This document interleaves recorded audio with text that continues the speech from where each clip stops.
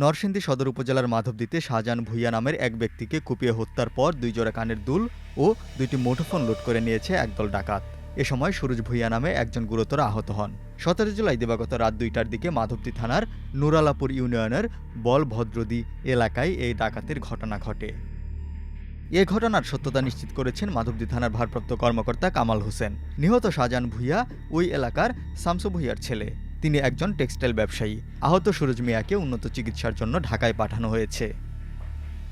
Police ও স্থানীয়রা জানান, গতকাল গভীর রাতে ৮ থেকে ১০ জনের এক ডাকাত দল টেক্সটাইল ব্যবসায়ী শাহজাহান ভূঁইয়ার বাড়িতে হানা দেয়। ডাকাতদের উপস্থিতি টের পেয়ে শাহজাহান মিয়া এবং সুরজ ভূঁইয়া এগিয়ে আসেন।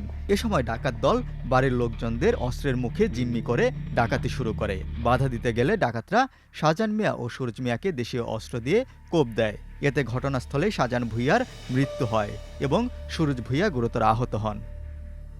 রাত ১টা ৪৫ মিনিট থেকে ২টা ১০ মিনিট পর্যন্ত ডাকাতরা তাণ্ডব চালিয়ে ২ জোড়া কানের দুলসহ ১ ভরি স্বর্ণালংকার, নগদ টাকা ও ২টি মুঠোফোন লুট করে পালিয়ে যায়। ডাকাত দল চলে গেলে খবর পেয়ে আশেপাশের লোকজন এসে গুরুতর আহত সুরজ ভূঁইয়াকে উদ্ধার করে ঢাকা মেডিকেল কলেজ হাসপাতালে পাঠায়।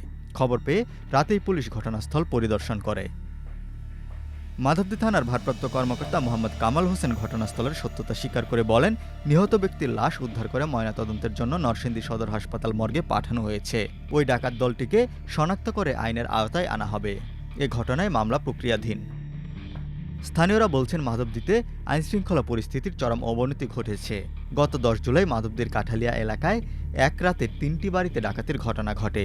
এসব ডাকাতির ঘটনায় কোনো আসামি গ্রেপ্তার না হওয়ায় আবারও ডাকাতির ঘটনা ঘটেছে।